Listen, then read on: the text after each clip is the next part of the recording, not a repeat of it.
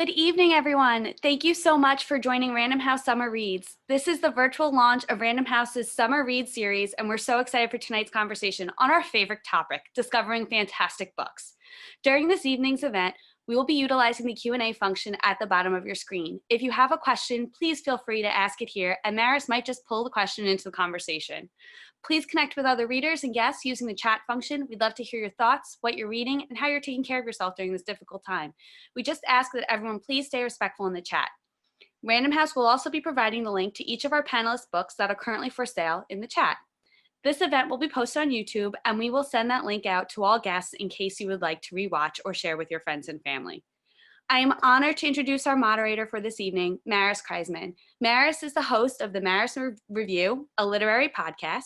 She's a writer and critic whose work has appeared in the New York Times, the Wall Street Journal, the Atlantic, Vanity Fair, the New Republic, and more. And now, may I present Maris Kreizman and Random House's Summer Reads. Hello, everyone. Welcome. It's so wonderful to be here, and I'm so honored to introduce this panel of incredible fiction writers. They run the gamut, but they are all quality. So let's get this going.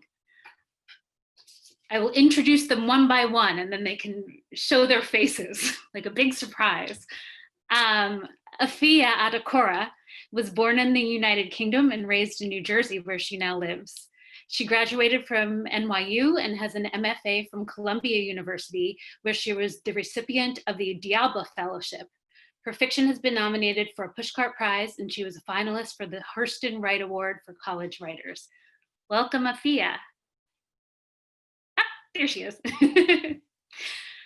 Next up, we have Linda Holmes. Linda is a pop culture correspondent for NPR and the host of the podcast Pop Culture Happy Hour, which has held sold-out live shows in New York, LA, DC, and elsewhere. She appears regularly on NPR's radio shows, including Morning Edition, All Things Considered, and Weekend Edition. Before NPR, she wrote for New York Magazine Online and for TV Guide, as well as for the influential website Television Without Pity. In her free time, she watches far too many romantic comedies, bakes bread, watches her nephew get taller, and recently knitted her first hat. Evvie Drake Starts Over is her first novel. Hi, Linda. We'll have to talk about hats later. For sure. Next up is Anne Napolitano. Anne is the author of the New York Times bestseller, Dear Edward, a Today Show read with Jenna book club pick, as well as the acclaimed novels A Good Hard Look and Within Arm's Reach. She is also associate editor of One Story Literary Magazine. She has an MFA from New York University and has taught fiction writing for Brooklyn College, NYU, and Gotham Writers Workshop. She lives in Brooklyn with her husband and 2 children. Welcome, Anne. Yay! Joining us from tomorrow, we have Shubhangi Swarup, who is in Mumbai, and it's early in the morning. She is a writer and educator. Latitudes of Longing, her first debut novel, was a bestseller soon after its release in India. It won the Tata Literature Live Award for debut fiction, was shortlisted for the JCB Prize for Indian Literature, and longlisted for the International Dublin Literary Award 2020 and the DSC Prize for South Asian Literature. She was awarded the Charles Pick Fellowship for Creative Writing at the University of East Anglia and has also won awards for gender sensitivity in feature writing. Welcome, Shubhangi. Here she is. Yeah, good morning. Hello. Good morning. Next up, Maurice Carlos Ruffin has been a recipient of an Iowa Review Award in fiction and a winner of the William Faulkner William Wisdom Creative Writing Competition for Novel in Progress. His work has appeared in VQR, AGNI, the Kenyon Review, the Massachusetts Review, and Unfathomable City, a New Orleans atlas.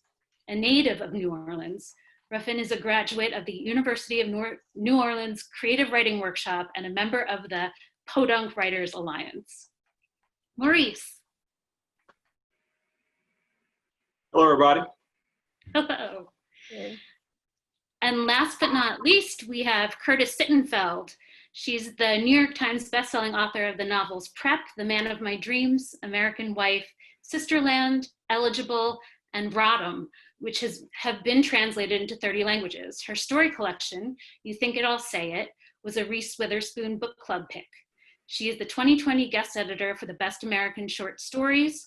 Her work has been published in The New Yorker, The New York Times, Esquire, The Atlantic, Time, and New York Magazine's The Cut, and has been broadcast on public radio's This American Life. A native of Cincinnati, she currently lives with her family in Minneapolis. Curtis. Hello. Hello, everyone. It seems like we're doing good so far. I was hoping that we could start by really quickly just describing your books, telling us what it's all about. Afia, if you wouldn't mind going first. It's hard to moderate this area without looking down a row of people. But we can do it. We'll do it. We'll get it. We'll get it right. So hi, I'm Afia Atakora. Conjure Women is my debut novel. It tells the story of Rue, who is a young midwife and healer in an isolated town of recently freed slaves. The narrative is told through a tight braid of the years just after the Civil War and just prior. And in the story, Rue is sort of faced with three challenges: the birth of a mysterious black-eyed child, the arrival of a charismatic preacher, and a mysterious sickness that is sweeping through the town and creating suspicion against Rue and fears of witchcraft. Excellent. Linda?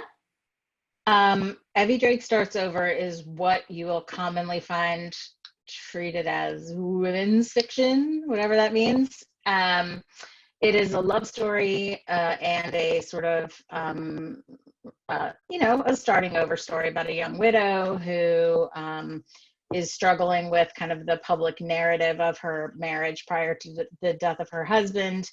And a washed up baseball player moves into the apartment that's attached to her house. He has recently been kind of driven out of baseball as he lost the ability to pitch very abruptly. And they sort of both have these epic challenges to deal with. And she's kind of trying to, they're both trying to kind of put life back together. And that's basically what the book is. Anne? So my name's Anne Napolitano. Dear Edward is about a 12-year-old boy named Edward who's the sole survivor of a plane crash. And the book starts with Edward and his brother and his parents boarding a flight in Newark, New Jersey. The flight is bound for LAX in Los Angeles. And you get to know them and a few other people on the flight. The second chapter starts later that day. The flight has crashed and Edward is woken up in the hospital. And for the rest of the book, you follow the arc of the flight and also what happens to Edward and how he's able to move forward after losing his family and being the only one to survive. It's not as depressing as that sounds. Shubhangi. Hi, I'm Shubhangi, and I wrote a book called Latitudes of Longing, which has been termed as ecological fiction, fairy tales, supernatural, all sorts of things. So I don't really know what it's about, but all the stories are situated on a geologically active fault line that passes through the Indian subcontinent. So you go through the Himalayas, Burma, Nepal, and the tropical islands in the Andaman Sea, because I am as interested in the story of the planet and evolution of life as the characters in the book. Maurice. Yes, so my book is We Cast a Shadow, and it deals with the problem of race 50 years in the future. We follow a family. The main character is an unnamed black lawyer in a southern city that looks and feels and smells like New Orleans, Louisiana, which is where I'm from.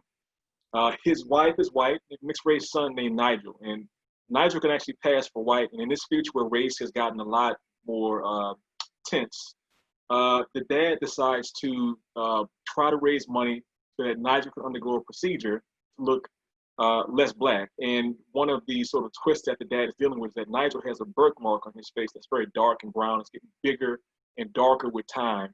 And so the dad is feeling more pressed to get this procedure done for his son. Thanks. And Curtis. I'm gonna do what Maurice did. Yeah. My novel is called Rodham, and so in real life, in the early 70s, Bill Clinton proposed to Hillary Rodham twice, and she said no, and then he proposed a third time, and she said yes. And I have written a novel imagining if she had said no the third time also and sort of gone her own way in life, and what happens over the next several decades. Thanks.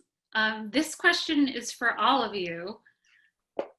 Tell me about the process of making and editing your elevator pitch. I just asked you to speak about your novel for a minute and you all had such snappy answers.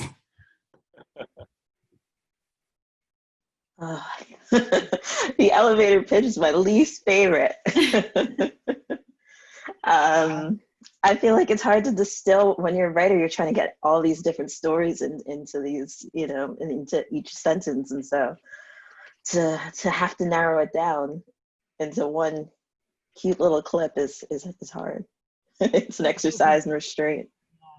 Yeah, it's a kind of the difference between like, what do you think your book is versus what do other people think your book is versus what's going to get people to pick up and read your book.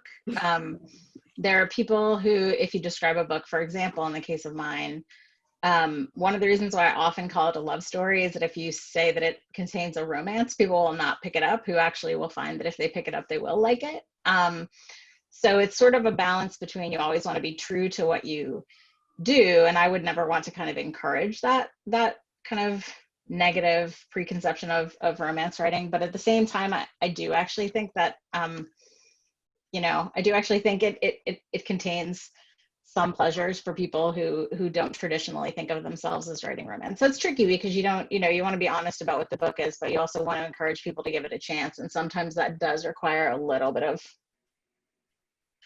choices of words. I think that's where editors and publicists are helpful too, because I really have no idea what my book is about when I finish it, like zero, and they tell me, oh, that's so interesting.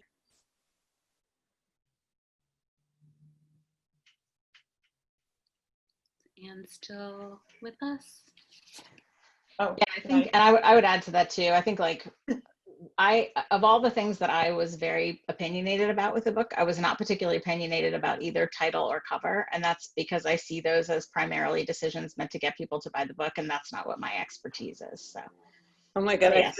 I feel like the people that I work with at Random House must love you so much. Must wish that those words would come out of my mouth too. Yeah. Yeah. I mean, I feel I've I have so much affection and appreciation for everyone I work with at Random House, which I say even when I'm not doing Random House events. But I feel like, I almost think that for me, covers and titles have almost been like the biggest sticking points, or like there's been the most back and forth or sort of, kind of like going back to the drawing board multiple times. Yeah, to Linda's point about the elevator pitch, it's true that some topics people treat like it's raw cauliflower, like romance and also race. So here's a book about race, people kind of go, oh, not right now. There's moments like this, obviously, where people are reading a lot more books about quote unquote race. But I knew that when I was making my elevator pitch, and it took me a few years to write the book, and I couldn't get that concise 30-second pitch down until finally one day I was at an event and I met an agent, and I said it right for the very first time. It was like grasshopper, my son, you finally done it correctly. Maybe you're actually finished with the book. And I think I was correct. Me and the agent signed up, we sold the book, and oh, wow. We just sort of forefronted the idea that, of course, it's about race, but really it's about a father-son relationship and about a family. And that's really what it comes down to. Yeah. Well, I'm lucky to come from a land where we don't have elevator pitches. So, So lucky. I can just, ramble on and hope someone gets what the novel is about. And I think I can expect people to read a manuscript. So, if I had to, so that's the cover of my novel. And I would like to say that if any of you have experienced solitude in nature, this kind of very wholesome solitude, which is the opposite of the loneliness that one feels maybe in urban places like railway stations late at night. If you have felt solitude in nature, then this book is an attempt to recreate that. I wouldn't I'll save some readers the trouble. If you're looking for a fast-paced whodunit, then this is not for you. Yes. That's so great. And so while we're on the topic of your editors at Random House, do you want to talk about, and this is for anyone, what the editing process was like? How many drafts did you turn in and get feedback on? How long did it take you? All of that nitty-gritty, unglamorous work. Tell me about that. Oh, Lord, I couldn't stand my editors. No, I'm just kidding. My editors were wonderful. I had Bikri Matsui and Nicole Counts, as well as Chris Jackson. And I just felt like I was in the best hands possible. I thought I turned in a good book, maybe an 80 out of 100. But they got up like a 95 or so, maybe, I think.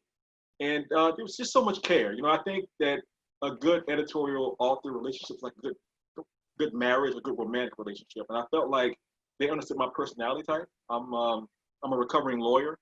So I can be sort of very direct.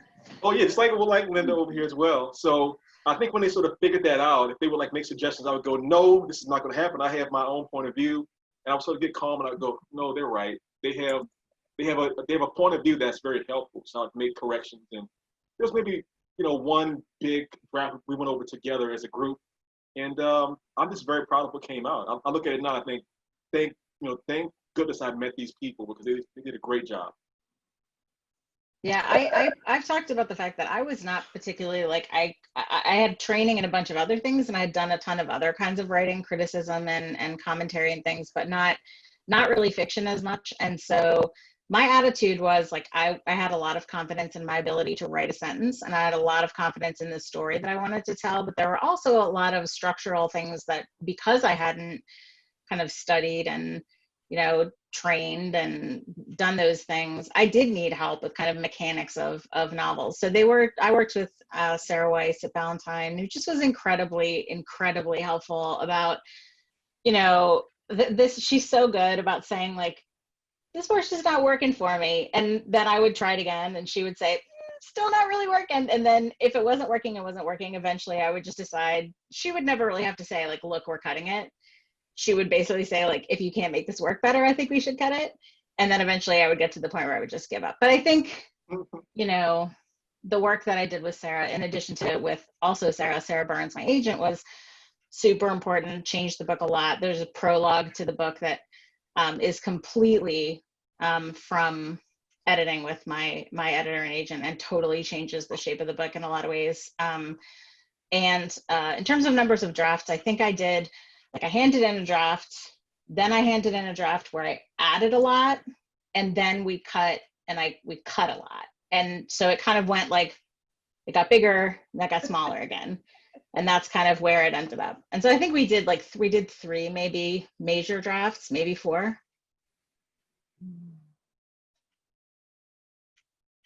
I feel so I had the idea for Rodham in March 2017, and I think extremely optimistically, I thought that maybe I could turn it in December 2017.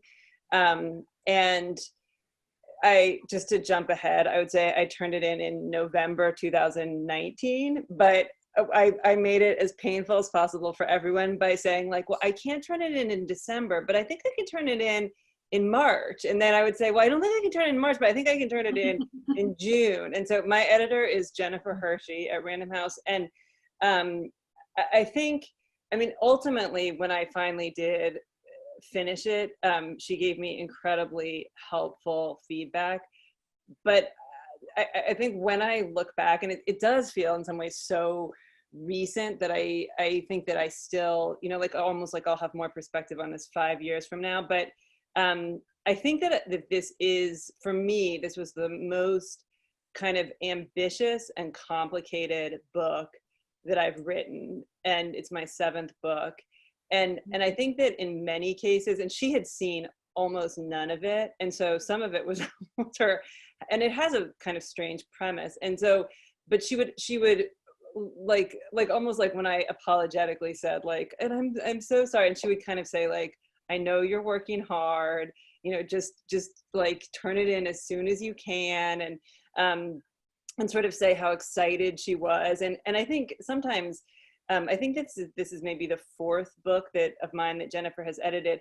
I think just like, I mean, it sounds very like trivial or something, but it's like a very significant thing to just feel like someone believes in you and like knows you're trying really hard, even though they're seeing this sort of like messy version of you. And you know, like believes that you can pull it off. Like it's nice to you know, think that other people feel that way. So thank you, Jennifer, if whether you're watching this or not. But and then ultimately, I'll just like try to wrap this up quickly. But I think sometimes, you know, Jennifer will write me like 10 or 15 page typed letters giving feedback that are essentially in very diplomatic terms saying like, you should change this stuff, or you should think about changing this, or reimagine. And I think often on first read, I'll think, no, I shouldn't. I disagree with almost everything. And then like a few days pass and I think, oh, like I think I could do this thing, which does address, you know, what she's pointing out. And so I feel very grateful also, because I feel that I think the book is much better from that first draft I turned in to when I turned in the revision. And I think that she kind of challenged me to sort of figure out what to do. I love being edited. It's like the best thing ever, because all I want is for it to be better. And I'm super slow as a writer. It took me 8 years to write Dear Edward. And I guess I went through 4 drafts. I worked with Whitney Frick and Susan Campbell, and they were amazing. And it was actually a very joyous experience, because I just felt like they would be like, this doesn't work, this doesn't work, this doesn't work. But I was like, oh, good, because, you know, you're showing me exactly where, because I've been with it for so long that I couldn't see it anymore. So it was a really wonderful experience. I'm very grateful for it. Yeah, I got to shout out my editor, Kate Medina. And I love that Curtis used the word messy, because I feel like it's a very messy process. And I always say, it was like, so my book's about childbirth, right? And my editor is like my doula. She's like, okay, keep pushing, right? And I'm like, no, there's no more. It's not coming out. And she's like, one more push. You know, finally we got the book baby out there. So I feel like it's that person just coaching you and telling you to keep going. I took 7 years to write the book, and it's 10 years since I wrote the first line. And I had a lot of rejections in the way. And initially my editors were my sister, my mother, my partner, and anyone who'd be willing to read, let's be honest out here. So when I finally found an editor in India with HarperCollins, and later in the US with Nicole Counts and Victory Matsui, I was so excited that I think I always delivered drafts a little before the deadline. I was so enthusiastic that, I mean, this was the highlight of my life. So I guess, you know, all my editors, so I have worked with 3 editors internationally, India, UK, and US. All of them have helped me amplify the vision of the novel, and like you said, it's a book baby. So they've also helped me retain the vision and the most beautiful parts of the novel. Rather than edit stuff out, I'm very lucky to have found people who help me retain the vision and be true to it, and not, you know, invade their own personalities onto it. That's great. And just a reminder to the audience and to the authors that I'll be taking questions from the audience, so please submit them. I'm going to ask one of those right now to all the authors. Are there literary and cultural sources that you draw inspiration from at this current critical moment?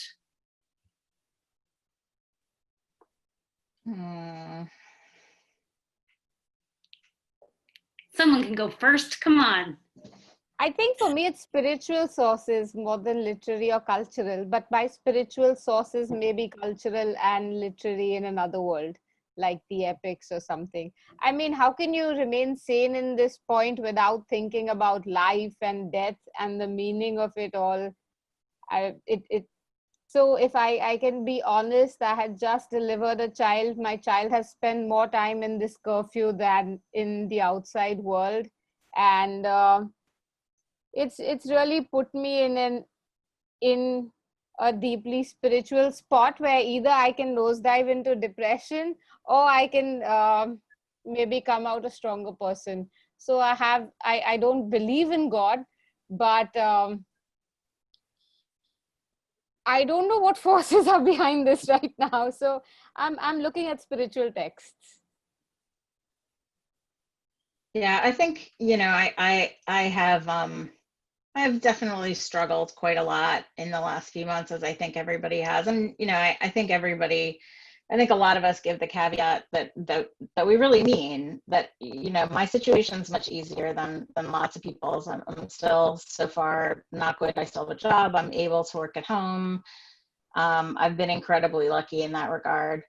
But it's definitely been a very, very difficult time for me. And I find that what I've done is I've become just very non-judgmental about my own desire to watch and read things.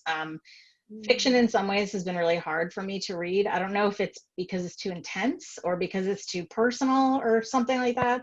I've gravitated to, one of the things I've gravitated to is kind of like idiosyncratic documentaries about like just interesting people and the stuff that they do, some of which are sort of like eat the rich documentaries, but a lot of which are just like interesting people out in the world. And maybe it's because I miss like meeting interesting people out in the world, running into them. But I'm just very like, if I get to a particular time and I just want to watch like a game show on Netflix, shout out to Floor is Lava, then that's what I will do. And I've tried to be easy on myself about that.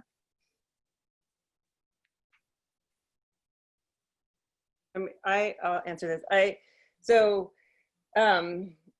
Obviously, like, this is a moment where so many different things are going on at the same time. And I know a lot of white people have sort of been seeking out like anti-racist book lists, which, I mean, I certainly think as a white person, I've learned a lot from nonfiction and sort of like analyses of systemic racism. But I would say, I think that I have learned a lot and just enjoyed fiction by some Black writers, or just like, sort of like for like, you just kind of can have this like intimacy in people's lives in fiction that for me, I don't always get. I mean, sometimes I do get from memoirs, but some of the fiction that I've liked, like there's a book called Real Life by a writer named Brandon Taylor that's about a grad student, I think he's a biology, it's definitely a science, I think it's a biology grad student, and it's unnamed, but it's Madison, Wisconsin, I think. It just sort of like, I would describe it as maybe Virginia Woolfian in terms of like being very granular about like human emotions and attraction, which I'm always very into. There was a story collection called Lot by a writer named Brian Washington that's like all the stories are set in Houston, and they're super interesting. Like, I first was exposed to his writing when he had this amazing story in the New Yorker. And then I know this was sort of a big bestseller, but the Kylie Reid book, it's called, I'm sure it's like Such a Funny Age. I was like, A Fun Enough Age. No, Such a Funny, about a Black babysitter and like her white employer. And so I feel like in terms of like, I mean, it's not like, like, you know, Black writers have existed all along. Like, it's not like, but I do think that, and like sometimes I think that like just reading about sort of, I think for white people, reading about Black people, like going about their lives can be, I don't know, can be very rewarding. Like, not every book by a Black person has to be a book about race, in my white person's opinion. What, maybe making the topic broader, what are you reading right now? What have you liked recently? What do you want to talk about? Well, I mean, I would say, so the two things are connected for me, the things that I read and my inspiration. Now, I will say that when you're in a time where it seems like the worst thing has happened, you feel less crazy. You know, because I have written so much about race in recent years. I mean, I've written about gentrification, you know, New Orleans, and a lot of things are happening out here, police brutality, and then my book is about race, essentially. I found that like there are people who would say, well, why would you write about race specifically? And like just today, somebody posted this strange video on Instagram where there was a young white guy wearing a blackface bodysuit. So his entire body, like not only the face was a Black person's face, but like this sort of latex rubber costume. And time again, I keep seeing things from my book that are appearing in the real world. The dad in my novel is trying to stop his son from experiencing what George Floyd experienced, or what Ahmaud Arbery experienced. And so I guess what I'm trying to say is I take inspiration from a lot of the books that I read that were a combination of love and anger. You know, when Angela Davis or Toni Morrison or Baldwin were writing their books and their novels and memoirs and other books, and there was this sort of feeling of rage, but there's also this feeling of we can be better than this. And so I've taken a lot of inspiration from that. Now, in books that are not about race, you know, I'm a big fan of Virginia Woolf myself, and I try to read books that I describe as immersive and very idiosyncratic. You know, nobody writes like Virginia Woolf. She is so, as Curtis said, granular. You know, so much, like not about plot, it's more about feeling and just sort of being in this space. So I love those kind of books. And I had read Ocean's poetry collection, but I finally got my hands on this. I was actually in Belgium just before the lockdown, back in like late February. And I was at Waterstones, and they had this, the UK version of it. So I've been reading that, and I've also been reading things that were on my bookshelf for years that I hadn't gotten around to. So I finally read Geraldine Brooks's March, which I just loved. I was shocked how much I loved it. I finally read Cloud Atlas. I loved that and watched the movie the next day. Movie, to me, it was great. It was weird, but it was great. And this is a friend of mine, Brittany Cooper, has a book called Eloquent Rage. And I actually had read it when I met her years ago, but I skimmed it really fast on the plane, so I was going to meet her before. It's like, I want to talk about the book. But now I'm taking my time sort of savoring this sort of feminist critique by this Black woman writer. And I'm just having a good time because I do feel like this is an opportunity for us all to do better. And I'm seeing people try. And that's what you really can ask as an artist, that we can all be better, you know? Yeah, I think for me, kind of going a little bit back to the earlier question of how do you sort of react to the times that you're in as an artist, I feel like you almost don't want to, right? You want to escape, right? You're an artist, you want to enjoy just making art, but you also have these preoccupations, especially, I think, you know, being a Black person in involving race, it's like, how do you write a character that doesn't have that on their mind when that's what you have on your mind all the time? And for me, my novel being historical, it's almost like, okay, there's a remove, but you're always speaking to the current time. You're always examining who we are in whatever time period we're in. And so I think you kind of turn to books to escape, and then you find yourself right back in it, and you're closer to characters. You get to be in other people's minds in a way that you can't in reality. Yeah, I definitely want to add to your point there. You know, one thing that I found, there was a question when I was a beginning writer in grad school, and the question about writing, quote unquote, about race. And I recognized, like, if I just walk into a corner store, like to buy some, you know, chips, the question is going to come up at some point, like who is behind the counter? Is there a security guard? Who's walking through the store? You know, who's outside the store? And so that is the idea of race, I think, for people who are, you know, either Black or marginalized in other ways. You know, you could be transgender or queer. So those things come to the forefront. And I think that as a society, we're recognizing that anybody who feels in danger is kind of always thinking about those things. And that's probably a good thing, because I think before this moment, it's kind of like, well, it's not always a problem for those people. I think people are saying, no, actually, it probably is. Yeah, and I'm finding that in terms of what I'm reading, I'm engaging with things that are about race and are having this conversation, but are approaching it in sort of new ways. So one thing I'm reading is Francesca Plazier's My Mother's House, which is about this sort of haunted house or house that is haunting in a Haitian community in New York. And so it deals with race and immigration and all those things, but it deals with it in this sort of, it comes at it from a different direction. I feel like being able to do that, especially in fiction, it opens up your mind in ways that like just watching the news almost doesn't, almost can't.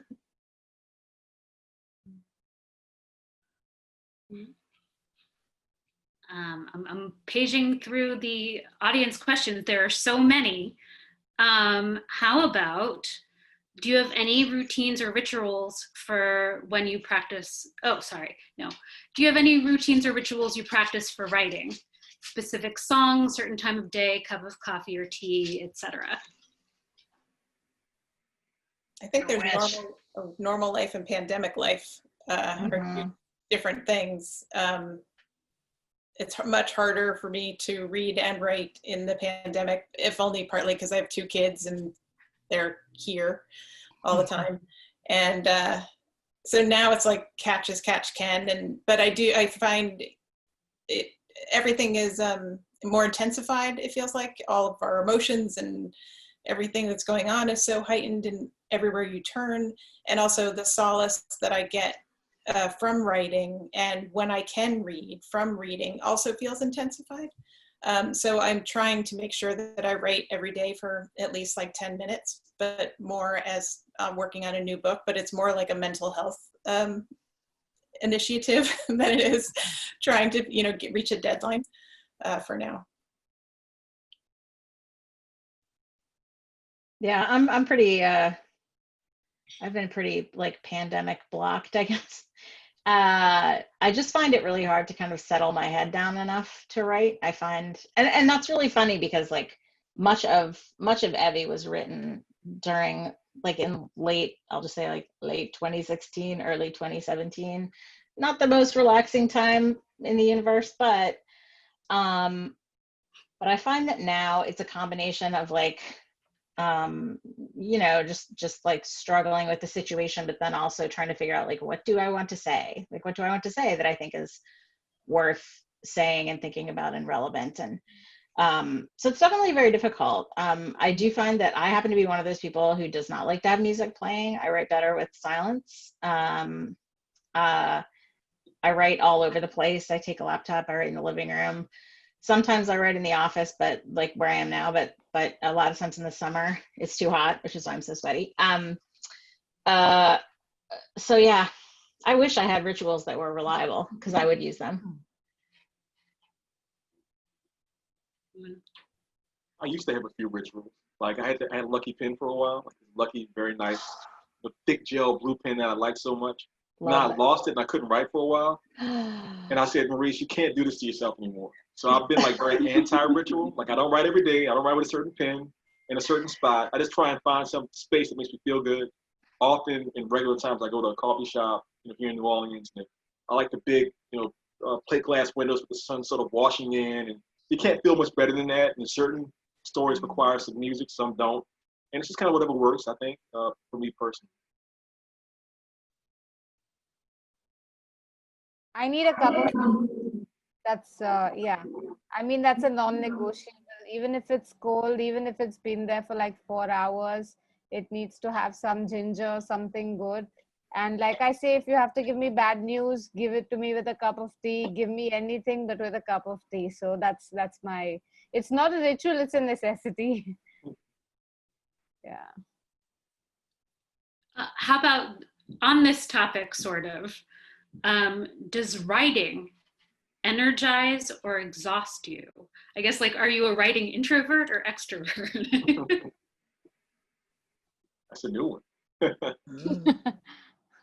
Energize in a maybe a problematic way, because I find myself up all night writing, and then it's 6 a.m. and the sun's coming up, and I'm like, oh no, this isn't supposed to be how it is. But no, I think it definitely energizes me too much.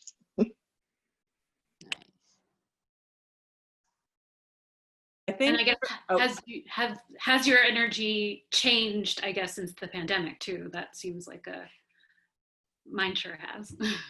Yes, I've none. It's somewhat true. I mean,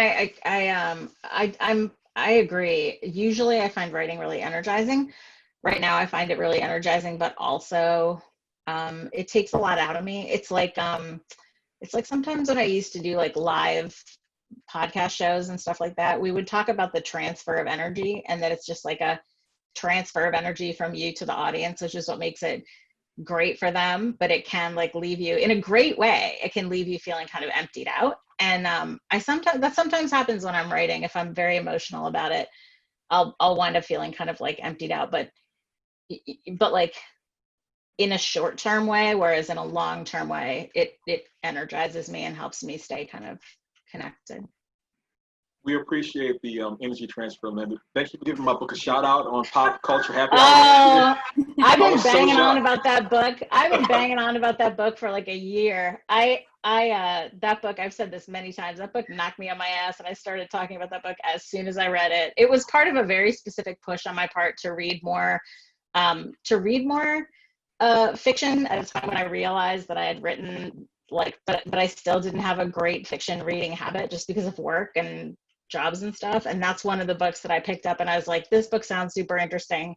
And it just made me be like, oh, I got to keep doing this. This reading is great. It was like in those old movies when like the 1950s rock star hears their song on the radio for the first time and their friends all around. Wow. I was in my kitchen, like my wife eating the salad. I'm like, but did she see my name on the radio? Oh, like, wow. yes, she did. Great. But yes. writing tends to energize me. I have found that like in that month, the 2 weeks after the lockdown, so mid-March, I didn't want to write at all. I was probably just, depressed, capital D or whatever, depressed. And then I started getting assignments from people. They were like, hey, would you want to write about the moment? And I'm kind of, I can't say no. So like I write some nonfiction. So I did a piece for the New York Times, another piece for other publications. And that actually sort of brought me out of it, sort of expressing my feelings about the moment, the mixture of like sadness and the mixture of like hope, those two things together. And then my writing group, which I love them to death, we usually would meet like once per month. They were like, let's have like a bi-monthly Zoom meeting, and you have to bring something new every single time. So that was also helpful. So it got me back to the floor of things. I'm trying to stay in this space as much as possible. So I love to write.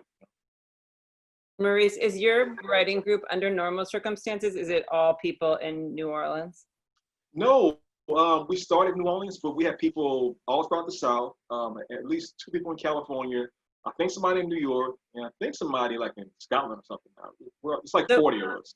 So normally, do you meet in person, or is it some people meet in person, or is it always virtual? Normally, it's mostly in person, and sometimes people will actually come in town from out of town just for a meeting, which is crazy, but that actually happens. But usually it's in person. And maybe 1 or 2 will like Skype in or Zoom in or whatever like that. Yeah. There's a lot of us, like the Avengers or something now. Crazy. Yeah, I feel like so in the time, since I sort of finished my pre-publication stuff, and then my book came out on May 19th, and I actually just today finished my second short story that I've written during that time, where thank you so much for the affirmation. And I feel almost like in both with both of them, I think that for probably 75% of the time, I felt like I was kind of fighting myself. And then at some point, something kind of kicked in where it gave me the thing that's, almost my favorite thing that writing gives me, which is forgetting myself and forgetting the world, and kind of like looking up and almost thinking like, what year is it? What month is it? Who am I? And then, it turns out the answer to most of those questions is like sort of depressing, but like I did feel like, okay, I haven't lost that like magic of writing, because it's, obviously for all of us, in the end, it's something we do partly for other people, or like, I'm lucky to have books published, but it is certainly something that I always since childhood have like done for myself. And I feel like I just feel like I'm more, I don't know, like it's almost like removing myself from myself, and therefore feeling more balanced. Another question from the audience is, have your plans changed regarding what you'll write next as a result of the pandemic and all that has accompanied it? And I know we sort of talked around it, but I'm wondering if anyone has more to add. I mean, for sure, at least my plans have changed. I think I realized, the Latitudes of Longing was published before the pandemic, and I was just toying with the next idea, but it keeps coming back to me during this pandemic that I also have my own narrative. I can't keep, I have to live my life between books. And in the first novel, I situated it in places that I had no real connection with. The characters were all people very different from me, because I just wanted to explore. I wanted to be outside myself. But I think the next one will be more about me going within myself and acknowledging my own narratives and my own struggles.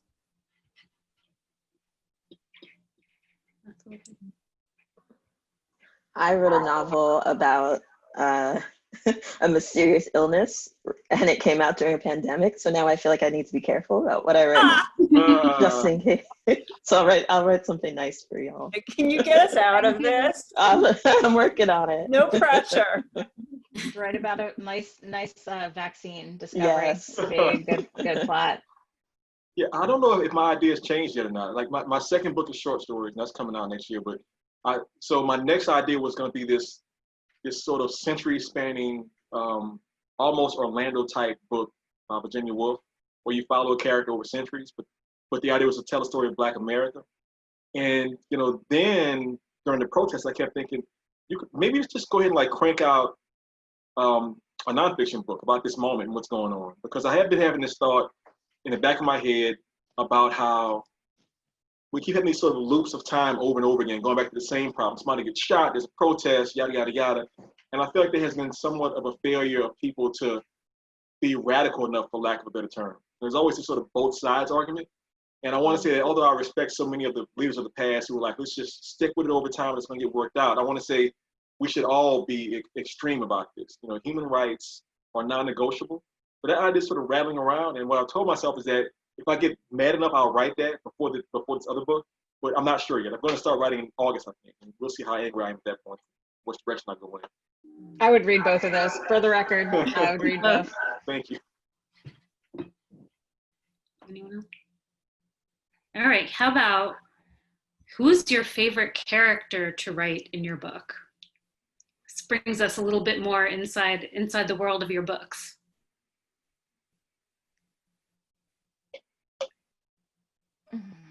There's a woman.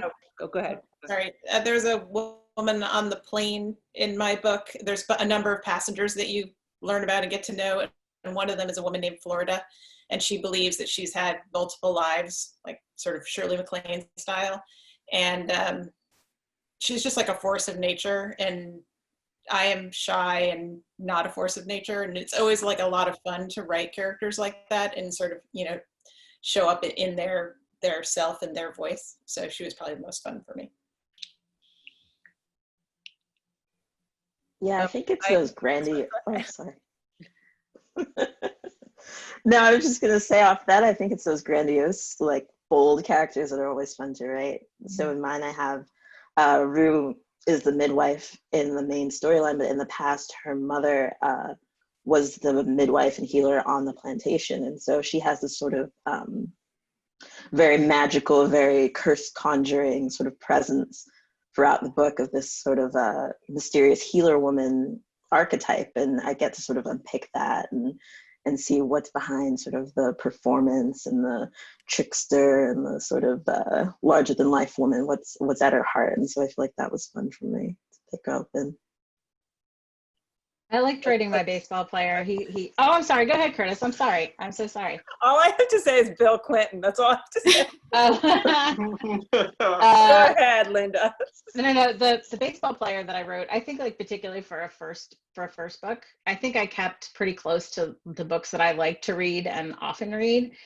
So he's definitely like to me a romantic lead in a book or a story. So to me, he's a very like appealing, like imperfect, I like to think, but like a very appealing person. He also has like a kind of a more plain spoken, like somewhat profane way of talking that is not, I don't usually get to do, particularly at work. So I enjoyed kind of climbing inside that sort of different way of speaking and thinking and stuff like that. My favorite character to write in my book is a 10-year-old girl named Araminta. I named her after Harriet Tubman. And in my book, you know, the protagonist is a lot like Humbert from Lolita, where he's doing a lot of bad things for what he thinks is the right reason. And she is the only character who like sees him immediately and knows this guy's up to no good. And she's always right. Like the other adults and everybody just missing what he's doing. She's just like tracking him from page to page to page. And I just love that she was just so on it, because I've known, you know, young Black girls exactly like that in real life. And she has a mouth on her tooth, which is also fun to write. So she was a worthy opponent, I think, for him in the book.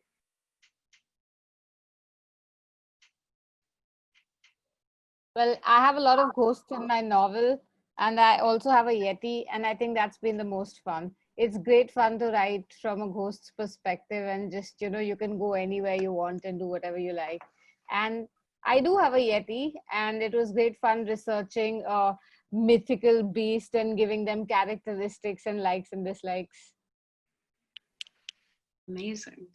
How about we're just about winding down now. Tell me about a book you've recently enjoyed or that you're looking forward to reading this summer. I can go first. I just finished The City We Became, and I am not a huge straight fantasy person, and this blew my mind.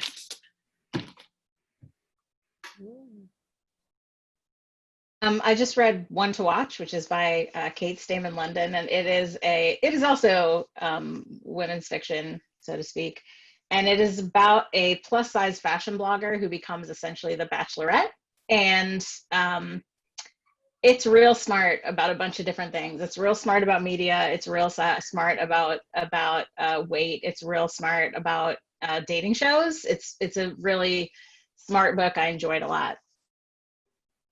This is not very helpful, but I just read 3 manuscripts by people I know. And it's just fun to think about these writers who are going to break out within the next year or two. So I'm just so proud of them. And it's just fun to watch writers be born into the world, you know? So. Wow. I actually am reading, right now, I'm reading a friend's manuscript. It's her second novel, and it's so good. And there is such an exciting feeling of feeling like, oh my God, you know, it's probably a year or like 15 months from now, but look, people are going to be so excited to read this. And yeah, it's like, so, I don't know, there is something exciting about like knowing some special book exists a little bit before the rest of the world does. But yeah, I'm trying to think in terms of, I have a book of a stack of books.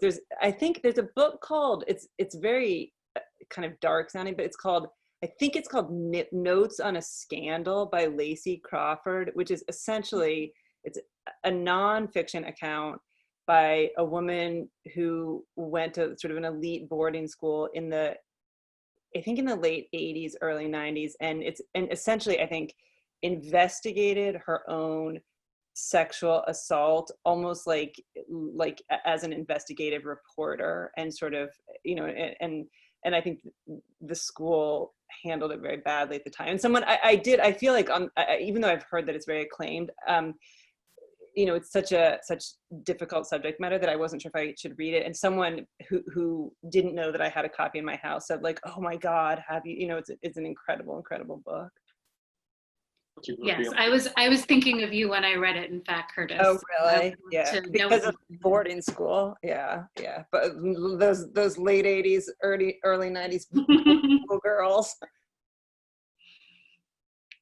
I've only been able to read books that are like either in a different time or kind of magical in some kind of way during this period. So I read the newest, well, actually they're two huge books, but the newest Philip Pullman book, The Book of Dust, which is the third one in the second trilogy of his Dark Materials, which was like joy to read in the beginning of the pandemic. That was like the first thing I was able to read. And then since then, basically, I've been very slowly reading the new Hilary Mantel book about Cromwell, the Angel in the Light or something, Mirror in the Light, which is amazingly written. And then I'm listening to The Yellow House by Sarah Broom, is that right? Which is wonderful. New Orleans person, she's wonderful. Yeah. That book is fantastic. Oh, so good. I'm really enjoying it. Yeah, I've been rereading Isabel Wilkerson's The Warmth of Other Suns for research purposes, actually, but I'm so excited for Cass. I'm looking forward to that as well. And I'm always impressed by like nonfiction writers and how they get all these facts in, but also this beautiful language. So I can't wait to see her next one. Yeah, the next one's out soon, right? Soon, yeah, I think maybe August. But yeah, it's gonna be brilliant and timely.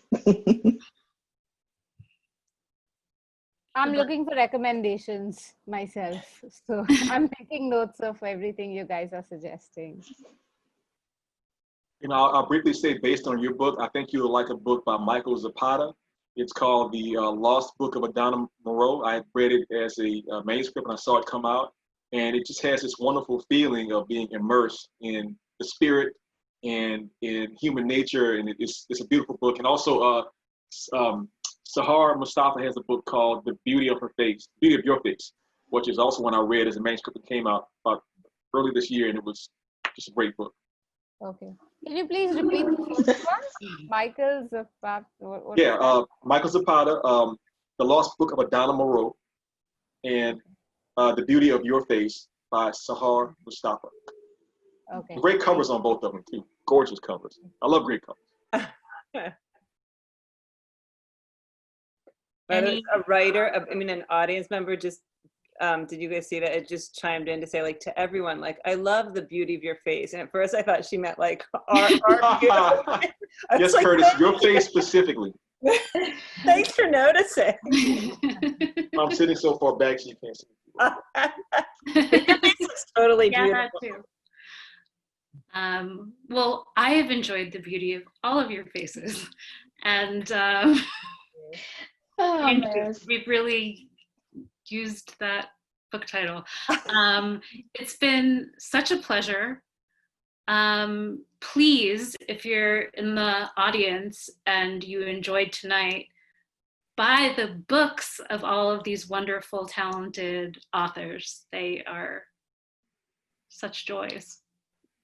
Maris, thank you. I feel like under normal circumstances, I think we would all be like going out for a drink or dinner, and it would be so fun to be able to talk to all of you off camera. But this was such a pleasure to get to interact with all of you. And rain check. I'm holding you to it, Curtis. Rain check. I know. I would love to. That. Yes. Bye, everyone. Truly super fun. Bye. Super fun. Thank you. Date everybody. Okay. Thank you.